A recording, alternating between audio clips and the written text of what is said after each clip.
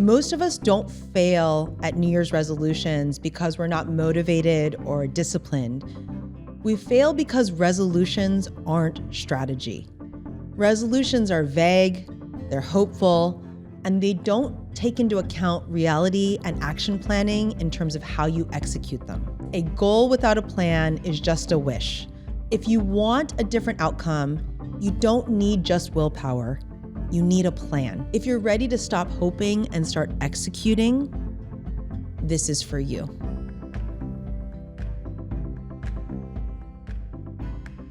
Welcome to In Confidence, where what we share in confidence helps us grow in confidence. As we wrap up 2025 and look forward to 2026, I want to start off by saying something that might feel uncomfortable, but for me, it's incredibly relieving. Most of us don't fail at New Year's resolutions because we're not motivated or disciplined. We fail because resolutions aren't strategy. Resolutions are vague, they're hopeful, and they don't take into account reality and action planning in terms of how you execute them. One of my favorite quotes is, "A goal without a plan is just a wish." And that is from The Little Prince. And I use this headline all the time, but particularly around this time of year. Because at Gravitas, we believe something a little bit different. It's a smarter alternative to planning your year. We believe that you can plan your life the same way CEOs plan company strategy. I spent 11 years as a management consultant working with Fortune 500 companies. I've spent the last decade as an entrepreneur. And I can tell you something that I've learned in my personal and my professional life. And here it is. If you want a different outcome, you don't need just willpower. You need a plan. And that is the very idea we're going to explore today. This year, we're not just setting resolutions. We're running the strategy for our lives. And that's a combination of a different mindset, so taking in all of your strengths into the next year, all the things we've been working on in season 3, and more importantly, putting a strategy in place. And today, I'm going to teach you the 5-step strategy that companies do to plan their 1-year, their 3-year, and their 5-year strategic plans. And we've adapted something that Fortune 500 companies do to your life. And that could be personal, that could be professional, but each of these steps change the way we think about 2026. There's a downloadable PDF, there's a workbook. I've actually been filling it out myself. So what I'd love for you to do is if you go to our website and you're on this podcast episode, so it's gravitasnewyork.com, go to the podcast tab. I want you to download this PDF as you're listening to this episode. You might not fill out every page, but I'm going to reference each page in the workbook as we go through it. Now, before we talk about goal setting or action steps or planning, we need to start off with a diagnostic of where we are at the end of 2025. This is something that companies do all the time. It's called a SWOT analysis, and I'm going to walk you through each of those letters, SWOT. S, which is strengths, is what's already working? What are your talents? What are your capabilities? What are your accomplishments? What are your achievements? What doors have already opened for you this year? And these are things that serve as the foundation of what you're going to take into 2026.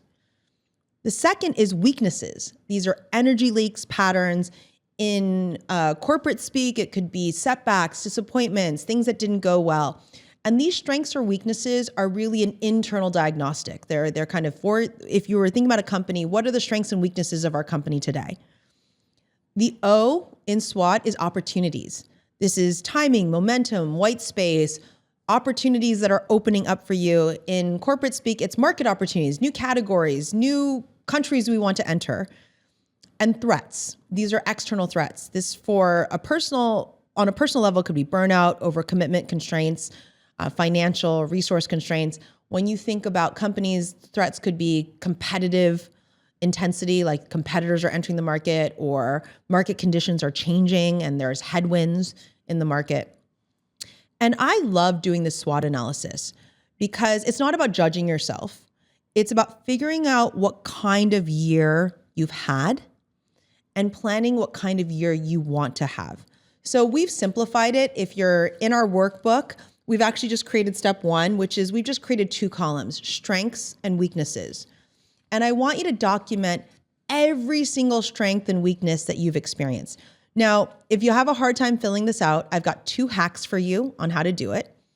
In the strengths and weaknesses column, maybe you go through your camera roll for the year and you think about high points and low points. So things that you're really proud of go in the strengths column.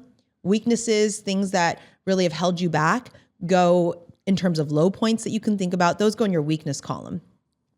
The other way you can do this, which I love that we provided this for you, is you can actually take each element of your life. We've actually created a little grid. It's fun, health, work or school, money, purpose, family, friendships, love, self-care, confidence. We've created all of these dimensions. And we're going to ask you, how satisfied are you on each of these dimensions, 1 to 5? So 1 could be not satisfied at all. I'm pretty unhappy about it. 5 being very satisfied. It's going really well. And you can just circle how you're feeling about each of these areas. Anything that is above a 3 is going to go in your strengths column. Anything that is below a 3, you're going to put in your weakness column. And I think that's a really helpful thing to figure out. And if, where am I today? What are all the things that are going well? And what are the things that are holding me back? Now, the strengths column, the reason it's helpful to lay this out, these are things you're going to continue doing. Or maybe you're going to see an opportunity there that you can start. And it's really what I would call the look forward column. It's things that are the foundations of what's working, where you're getting your energy from. It could also be things that are available to you now. And this column, when we think about goal setting later, is going to be, hey, I'm going to continue to do what's working and I get to build and start things because I have all these strengths to lean upon. The second column, the weakness column, I always say this is where you're going to learn how to stop, fix, or rebuild. And these are patterns or constraints or realities that slow us down unless we address them. So is there something that is draining your energy, a pattern you keep repeating that leads to setback or disappointment? And maybe you're pretending they don't matter, but they really do. And the action here isn't shame. We're actually using strategy. And we have to either stop these patterns or fix them with a system or rebuild them and plan around them realistically. So this is about saying, it's not that I need more discipline. I need to look at my unexamined patterns. One of the reasons I love doing the SWOT analysis is at the end of it, you get to actually think about what is next year's theme. What is it going to be about? And what I mean by that is, if your weaknesses column is longer than your strengths column, then 2026 is a rebuilding year. But let me say this very clearly. Rebuilding is not that you're behind. And it means you're going to prioritize in 2026 stability, foundation, having the energy in 2027, 2028 to do more. And this is your year to focus on fewer things, not more, systems over ambition, healing, skill building, financial or emotional runway, because you can't sprint on a broken ankle.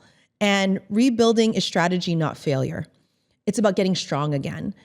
And I think of this, if you think about a sports analogy, if you lose all your best players because they've retired or they've been traded, everyone talks about, oh, this is a rebuilding year. Everyone knows that you've got to recompose the team and the strategy so that you can win a championship in a few years.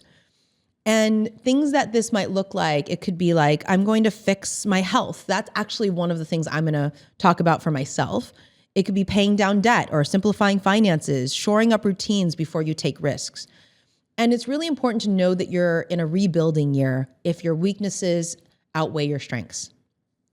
Now, the reverse is true, which is if you have so many strengths and not a lot of weaknesses. So you have a lot of 5s in terms of I'm super satisfied on lots of different dimensions. Then this means 2026 for you is a growth and long-term planning year. It's a launch year. And this is where you can invest, stretch, plant seeds that compound. And it's a year to play offense. So maybe this is the year, because you have all these incredible achievements and things to build off of, This is the year that you focus on big strategic bets, long-term goals with a multi-year payoff, expansion, so career, creative, financial, relational. And growth years aren't about perfection, they're about momentum. So you're building for where you're going, not just where you are. One of the mistakes I see people make all the time is that they try to grow in a rebuilding year, or they spend more time rebuilding in a growth year and not taking enough risks. So your goals, when we get to goal setting, should match the season you're in, not the season you wish you were in. And I will tell you 2 examples of where this exercise made a huge difference.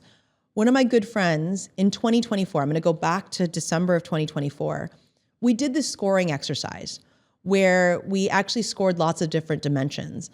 And she realized that she scored 5 on fun, 5 on friendships, but she was a 1 or a 2 in terms of her job, her love life, her home, all the things that she really wanted. She was like, I don't like my job. I'm single again. I don't like the apartment I'm in. Like, there were all these things. And I said, okay, this is like you've got all of these plates spinning around you, like on a stick. You know, if you think about those like plate spinning acrobatics, and they're all spinning and a few of them are about to crash and fall. You have more weaknesses than you do strengths. So 2025 is about rebuilding. It's about stopping a few of these plates from spinning, getting the foundation in order so that in 2026 and 2027, you're strong enough to take those things on.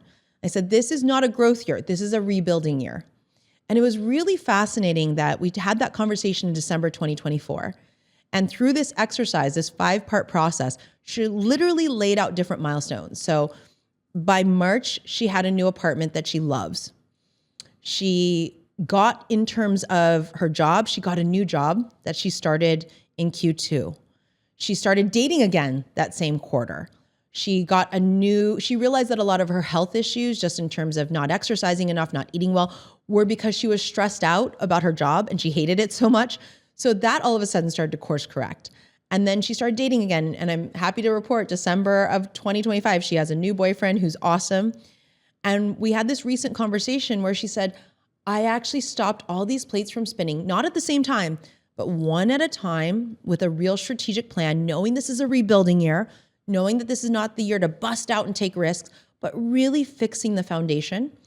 And we just got off the phone yesterday and she said, 2026 is a growth year. Like, I feel different. Like, my strengths and weaknesses columns are completely flipped. I tell people that in 2021, during the pandemic, I did this analysis and everything in my life was a weakness. I had just broken up with a boyfriend. My company hadn't really fully recovered at all. I mean, we're just recovering now from the pandemic. Everything in my life was really off. And I said, 2022, 2023 are rebuilding years, and I'm not ready to fully grow. I will talk a little bit about my own goal setting, but I feel like for me personally, 2026 is going to be a growth year. You might be in a different situation where it's a rebuilding year. That's where I was in 2021, 2022, 23. It really wasn't until 24 and 25 where I really felt like I could start to turn the page and have it be a growth and scale year. So at the end of this exercise, I want you, there's actually under the step 1 diagnostic, it says, what kind of year are you going to have in 2026? Is it a rebuilding or a look forward year? And I want you to go ahead, if you're doing the workbook with us, to then just fill that out. I think that's really a great framing. It also might lead to a theme for the year. Step 2, which I think is a really fun one. This is what I say, the top of the funnel. We haven't weeded anything out yet, but at least you know what your diagnostic starting point is.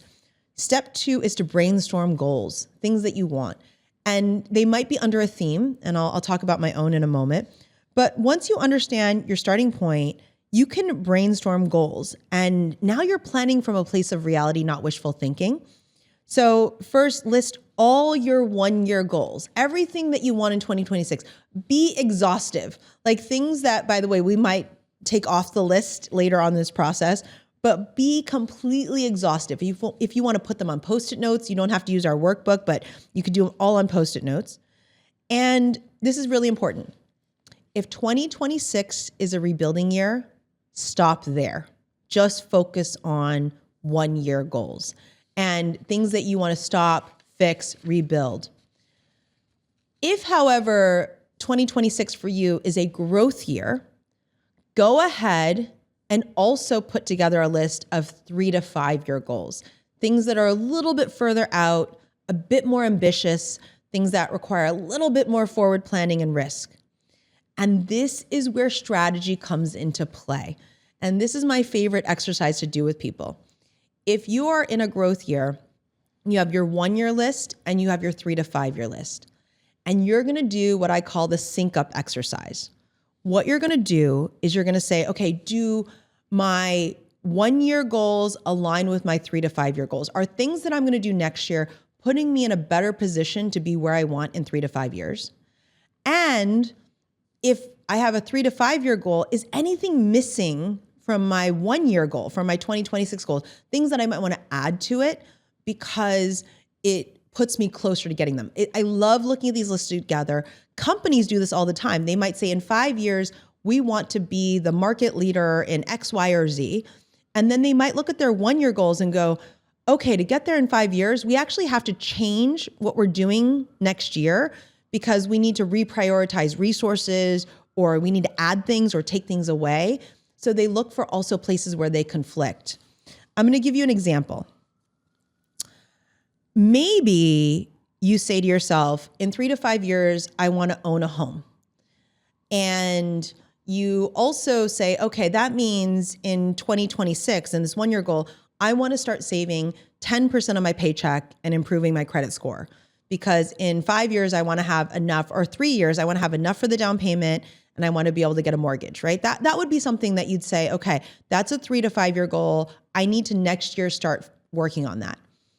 You, however, might also have in your 1 year goal, spend more time with friends. In which case, it's not that these goals conflict. How you execute them might look different. So because you're saving money next year, maybe you don't have expensive dinners out, or you don't meet your friends out to do things that cost money, but you host friends at home or you go to their home and hang out. It's the same goal, but you might execute it differently. So that would be a place where you feel conflict. Or you might say, I want to own a home in 3 to 5 years. I have to save 10% of my paycheck in 2026 to do that. And you also have as one of your goals, see more live entertainment. You might cross that goal off because you realize, I'm not going to be able to do both at the same time. And I think this is where a lot of people get stuck, because sometimes thinking 3 to 5 years ahead feels impossible, and we want to start chipping away at those goals now.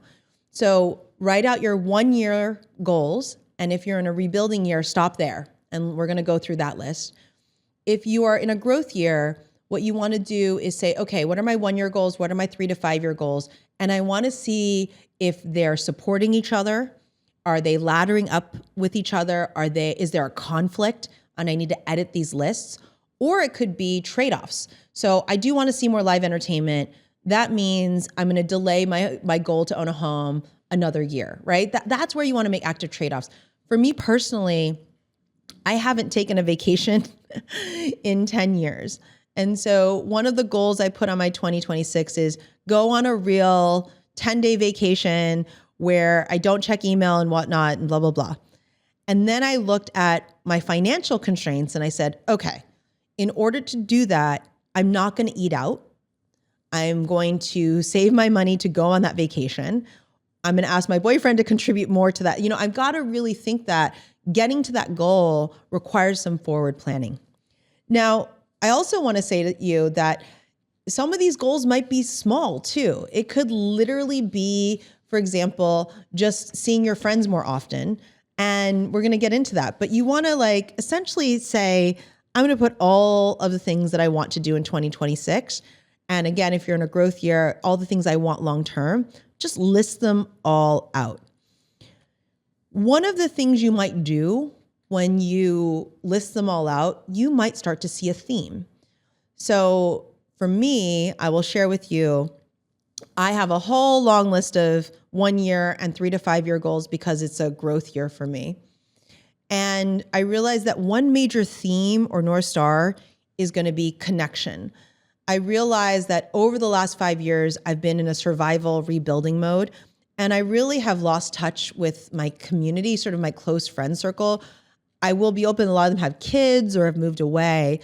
And so one of the things that I put as one of my 1-year goals is have a hub of people again, because I just haven't been available. I've been working so hard on just surviving that next year I want to have my home reinstitute things like Sunday supper. I used to, before the pandemic, I used to host Sunday supper at my home all the time. And it was an open invitation. Whoever was around, I'd just cook a big pot of chicken and rice or a big thing of pasta, and everyone would just come by on Sunday.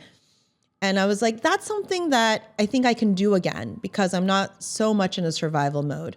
So I realized that a lot of the ones that I had on my list were very much around connection and having my home life be strong again. The other theme that I had is really taking on new growth ideas in my professional life.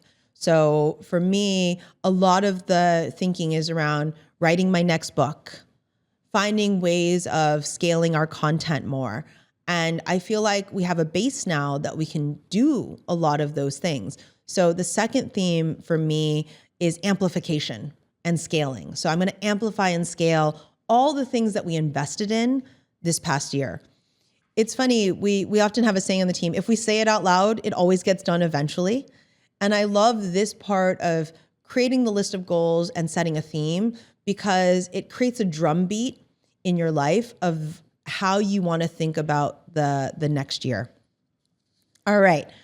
The third step, which I think is really anyone who's been in corporate strategy planning or project management, is you're going to now sort those goals. So I love having them on Post-it notes, but you can also just write them out. I like sorting those goals. And this is what I think of as a prioritization matrix. And so if you have the worksheet in front of you, you're going to basically, one dimension is low effort to high effort. So easy to do or hard to do. And the other dimension is really high impact or importance and really low impact and importance. And I like taking all of the goals that you have in step 2, and I love sorting it.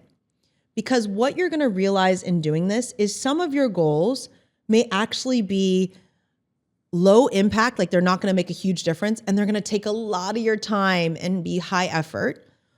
Or even if they're not that effortful, they're just not going to yield that much impact in your life. And what's great is that gives you the permission to take those goals off the list. Then what you want to do is you want to look at things that are low effort, doesn't take a lot of effort to do, but makes a huge difference in your life. And those what I call quick wins. Those are no regrets. We're going to put them on the calendar later in step 5.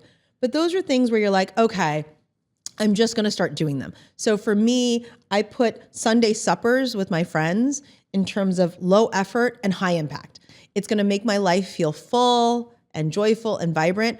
But the effort isn't that high other than cooking a pot of chicken and rice and telling everybody every Sunday from 5 to 7, my home is open to you. And then where you're going to get to is what I call the big hairy goals. They're the ones that take a lot of effort in planning and execution, but they are the ones that create the biggest difference in your life. And we're going to separate those goals out. I always tell people no more than 2. You need 2 big rocks to move next year. You can't have a lot of things because you can't put all your resources there. But those high effort, high impact goals, those are the ones that take real resource planning, real thoughtfulness, really prioritize. And I think there's a ruthless prioritization that you have to do that as you go through next year, you almost use this as a guide of, okay, saying yes to this, is this in service of my big hairy goal?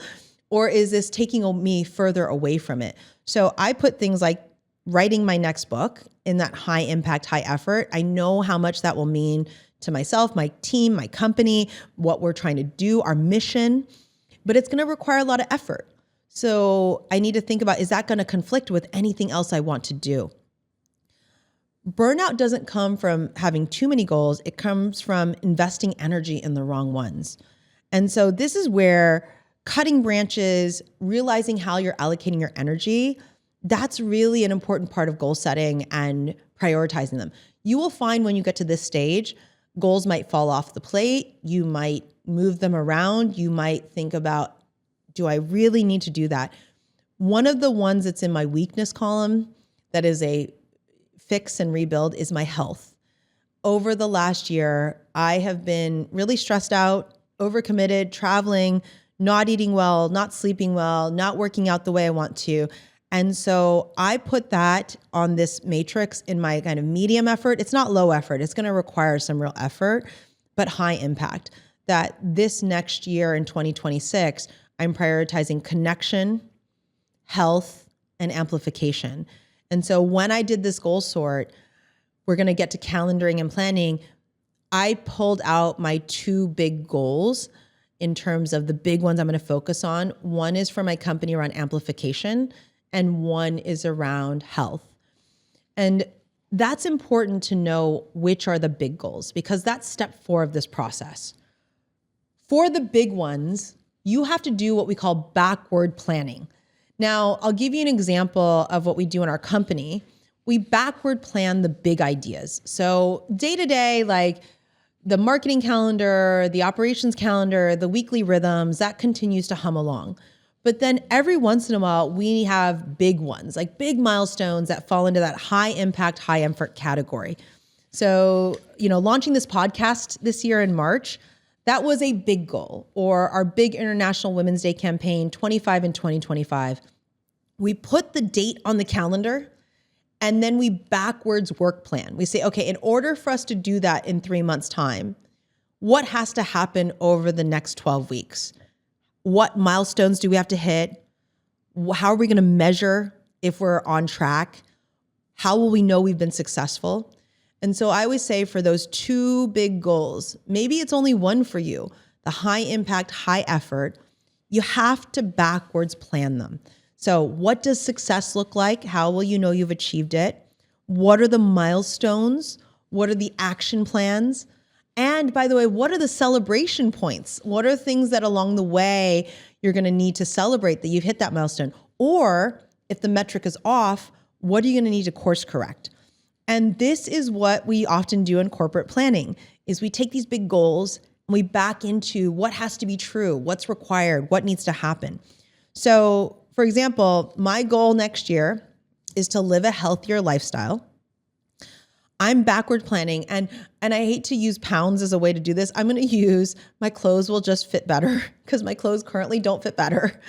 I want to just have my clothes fit a little better. I want to have more energy when I travel. I don't want to be so tired all the time. And so I literally backwards planned out, okay, how many workouts is that per week? Having a standing class with a friend. I have a friend that I go and do some exercise or movement with every Saturday. I am going to book a nutritionist appointment. I feel like I need to do that. And I literally backward planned out all of these concepts into my plan. So I set myself a 3-month goal, a 6-month goal, a 9-month goal, and a 12-month goal. And one of the things that I've promised myself is after every 10 workouts, I'm giving myself permission to buy a new workout set. I feel like when you look cute at the gym, you feel really good about yourself. So I have not bought new workout clothes in 3 years. And so I'm going to buy myself new workout clothes every 10 workouts. In theory, that would be every 3 weeks, but we'll see what happens. So maybe once a month, I'll treat myself to a new workout set. I'm going to, every time on Saturdays when I see my friend, we're going to plan to have brunch together, or at least a coffee date. And I'm going to celebrate the consistency of that because it feels meaningful. The most important part of this step 4 is you have to have deadlines. You have to have measures, because what is measured is what is valued. And you need to know what success looks like. What does it mean to be done? And that's how big goals become executable, is you've put them into little bite-sized chunks, whether it's through deadline planning or through milestone setting. The 5th step, and this one I love. I think the big calendar. I think Jesse Eisler has a big calendar. All of us have a different approach. If you come to my home right now, I have those big Post-it note sheets. I think my boyfriend thinks I'm crazy. Big Post-it note sheets up on the wall. But I always say if it's not on the calendar, it's not real. And what is measured is what is valued. And so you have to operationalize these goals and plans. So this means assigning your goals to seasons or quarters, scheduling the habits or the meetings you want, and protecting white space. So where are these times, like I'm going to write a book next year. And so I'm protecting like 4 to 8 hours a week on my calendar. I'm just locking it down. My collaborator and I are going to just really have these chunks built out with milestones. And how are you going to track what's working so you can course correct or celebrate? So anything that's like high impact and low effort, all the fun ones, I say do that first because it's really fun to do the fun ones first.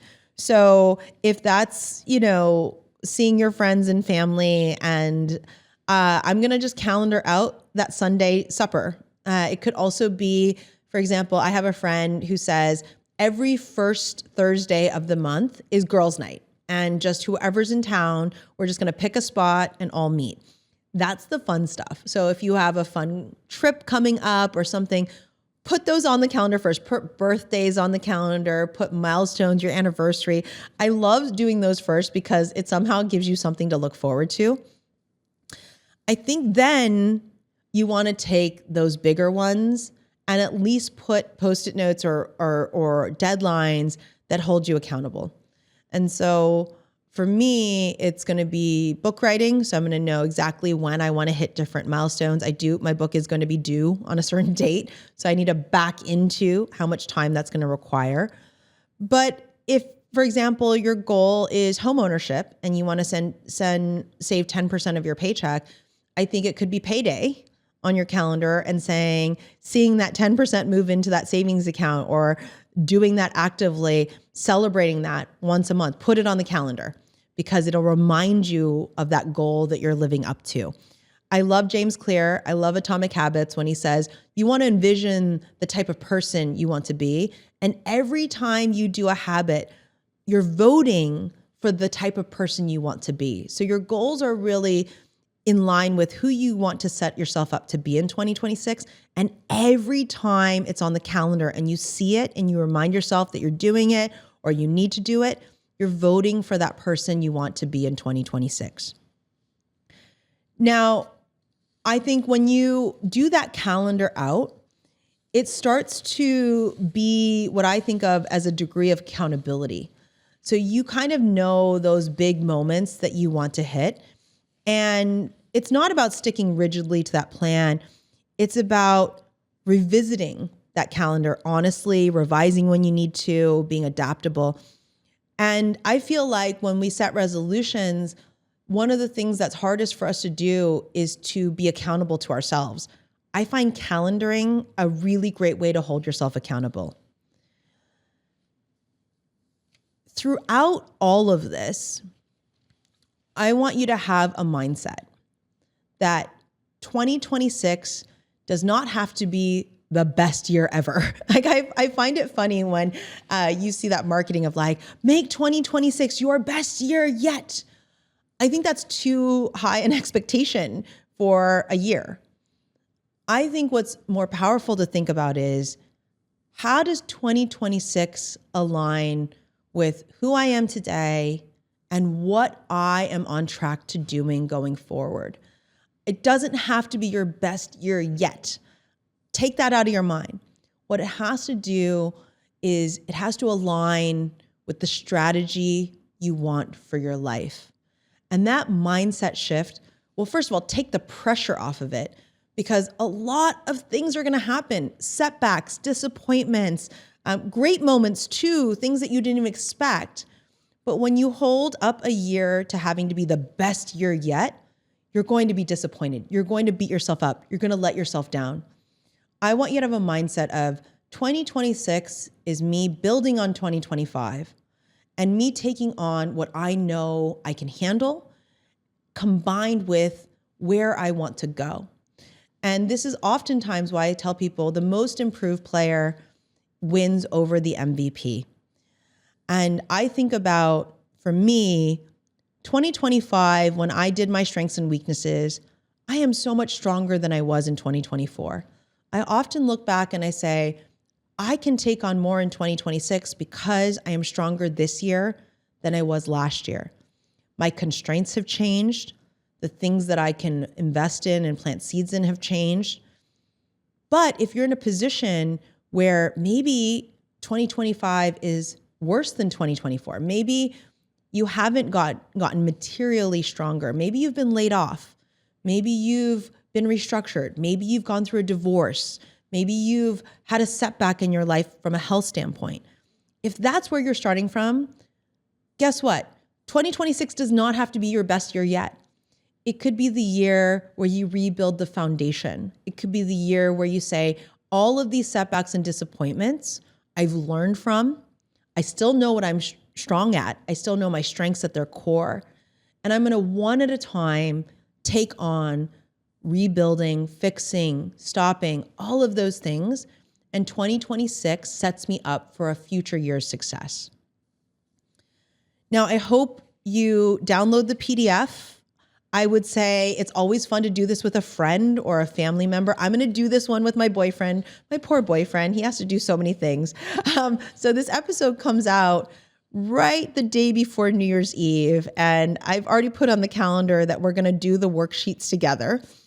And I'm curious to see what kind of year 2026 he's thinking it's going to be. I'm going to guess it's rebuilding for him and it's growth for me. And I think that's also a fun thing to know in terms of our relationship and knowing that we're each going to have different types of years and be focused on different things.